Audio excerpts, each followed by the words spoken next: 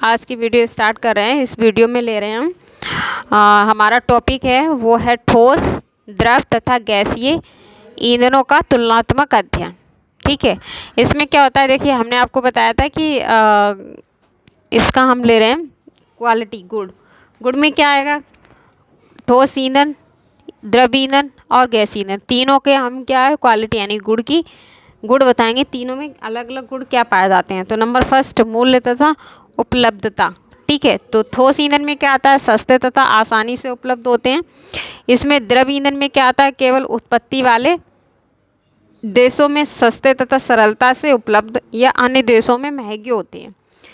देखिए, ठोस ईंधन तो बहुत आसानी से उपलब्ध हो जाते हैं। जैसे हमने आपको बताया था, ठोस ईंधन में क्या आते हैं, लकड़ी है, ठीक है, कोयला है, पीट है, लिग्नाइट है, ये सारे किस में हो गए, ठोस ईंधन में हो गए। द्रव ईंधन केवल उत्पत्ति का मतलब जो देश जिन मतलब कंट्रियों में डेवलपमेंट होता है, जिन जो हमारे कह सकते हैं कि जो देश हमारे विकसित हैं उन देशों में पाए जाते हैं। ठीक है, तो उस देशों में सस्ते भी और सरलता से भी मिल जाते हैं।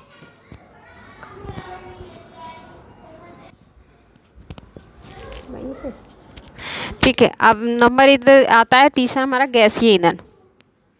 गैसीय ईंधन में क्या होता है, प्राकृतिक गैस के अतिरिक्त अन्य गैसीय ईंधन महंगे, प्राकृतिक गैस उत्पत्ति वाले देशों में सस्ती होती है। सेम गैसीय का भी यही रूप रहता है कि जो प्राकृतिक गैसें होते हैं उनके अलावा गैसीय ईंधन क्या होते हैं, महंगे होते हैं। जैसे सिलेंडर हुआ हमारा, एलपीजी हुआ, या कैसा भी सिलेंडर हुआ, जैसा खाना बनाने वाला एलपीजी हुआ, या फिर जो हमारी गाड़ियों में सिलेंडर यूज होता है जिसे हम बोलते हैं सीएनजी। ठीक है, सीएनजी भी एक गैसीय ईंधन ही है, क्योंकि ईंधन है, बिना ईंधन के गाड़ी चलेगी नहीं। ठीक है, तो क्या होता है कि वो भी एक प्राकृतिक गैस उत्पत्ति वाले देश में, यानी वही जो डेवलपमेंट कंट्री होती हैं उन देशों में क्या होता है, उन कंट्री में क्या होता है, बहुत आसानी से ही मिल जाती है और सस्ती मिल जाती है, क्योंकि उनका जो स्टोर होता है वो बहुत ही ज़्यादा होता है। लेकिन हमारे इंडिया जैसे अविकसित देश हैं, इंडिया हमारी क्या है, विकासशील देश है, तो विकासशील देशों में क्या नाम है, ये महंगे और क्या नाम है, इनका जो स्टोर होता है वो कम होता है। क्योंकि हम लोग भी क्या करते हैं, ये अदर कंट्री होती हैं, जो विकसित कंट्रियां होती हैं वहाँ से लेके आते हैं। ठीक है, अब नंबर सेकंड आता है भंडारण तथा स्थानांतरण। ठोसों का भंडार सरलता से संभव है, यानी कहीं से भी हम इसको कलेक्ट कर सकते हैं। जैसे लकड़ी वगैरह तो बहुत मिलती हैं वनों में, या फिर लकड़ी हम लोग पेड़ भी लगाते हैं, तो जो पेड़ जैसे बहुत ओल्ड हो जाते हैं या फिर जो सूख जाते हैं या फिर जिनका यूज़ नहीं होता है, उन वहाँ से हम उसको क्या कर लेते हैं, इकट्ठा कर लेते हैं, तो ये तो आसानी से मिल जाते हैं। द्रव ईंधन का भंडार स्थानांतरण पाइपों द्वारा किया जाता है। जैसे पाइपलाइन नीचे हमारी अंडरलाइन जो होती हैं उनके द्वारा उनको भंडार किया जाता है, स्टोर किया जाता है। परंतु भंडार के लिए अधिक सावधानी की आवश्यकता होती है। इसमें क्या करता है कि कहीं जो हमारा जैसे पेट्रोल है, डीजल है, तो ये नीचे हमारे क्या करते हैं, टैंक बना लिए जाते हैं ज़मीन में, टैंक में इन्हें इकट्ठा किया जाता है, पाइपलाइन द्वारा लाया जाता है, और वहाँ पे ये देखा जाता है कि कहीं मतलब पाइपलाइन है वो हमारी टूट तो नहीं गई, कट तो नहीं रही, रिसाव तो नहीं हो रहा है। ठीक है, इन चीज़ों का ध्यान रखना पड़ता है। ऐसे क्या होता है, गैसीय ईंधन लीक प्रूफ, यानी लीक प्रूफ टैंकों में स्टोर किए जा सकते हैं। ठीक है, तथा विस्फोट के खतरे के कारण भंडार तथा स्थानांतरण में अत्यधिक सावधानी की आवश्यकता होती है। सेम गैसीय में क्या होता है, एक टैंक जो बनाए जाते हैं गैस का भंडार करने के लिए, वो टैंक होते हैं वो लीक प्रूफ होते हैं, लीक प्रूफ टैंक कहलाए जाते हैं। और उसमें ये खतरा रहता है कि कहीं जो लीक तो नहीं हो रहा है टैंक। जब टैंक लीक होता है तो वहाँ पे क्या होता है, विस्फोट होने का डर ज़्यादा रहता है, तो वहाँ पे क्या होता है, बार बार चेक करने का वो रहता है कि कहीं हमारी पाइपलाइन या फिर हमारा टैंक कहीं से बोल्ट या फिर जो वो कसे होते हैं, या टैंक में जो पट्टी वगैरह लगी होती हैं वो कहीं क्या नाम है, लीक तो नहीं कर रहा है। ठीक है, तो उनकी बहुत ही ज़्यादा सावधानी की आवश्यकता होती है। ऐसे ऊष्मीयमान ठोसों में क्या होता है, कम होता है, और द्रव में अधिक होता है, ऐसी गैस में सबसे अधिक होता है। ठीक है, अब नंबर 4 आता है राख तथा धुआं। देखो, ठोसों में क्या होता है, सामान्यतः उत्पन्न करते हैं, ठोस जो होते हैं वो तो धुआं उत्पन्न करेंगे ही, राख भी होगी, उनकी लकड़ी होती है, लकड़ी को जलाएंगे तो लकड़ी में धुआं भी होता है, लकड़ी में राख भी होती है। लेकिन ये जो द्रव्य होते हैं इनमें धुआं उत्पन्न नहीं करते हैं ये।